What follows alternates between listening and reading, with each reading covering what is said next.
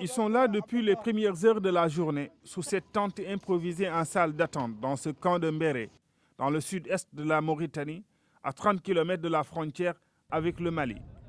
Ce sont tous des réfugiés fuyant la guerre au nord Mali. Les plus vulnérables, notamment les femmes et les enfants, sont aussitôt hospitalisés. Et souvent, par manque de lits dans cet hôpital du désert, on se contente de distribuer des médicaments.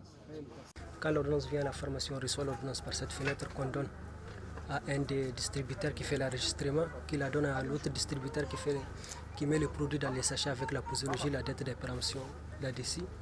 Et là, on prend l'ordonnance pour appeler le nom du patient à la fenêtre, on lui donne son ordonnance, on lui fait la posologie, on l'explique. Et s'il est nécessaire, on fait également la première dose. La situation sanitaire devra aussi faire avec une autre réalité sociale. C'est le cas de cette jeune fille, âgée seulement de 13 ans et déjà mère de 7 enfants prématurés. D'où le traitement des cas de malnutrition dans ce camp.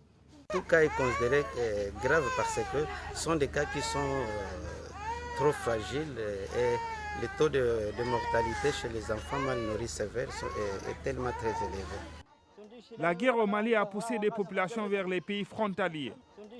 Plus de 400 000 réfugiés et déplacés ont été récemment enregistrés, dont quelques 75 000 en Mauritanie. Les combats se poursuivent entre les groupes armés et les forces de la mission de soutien au Mali, MISMA.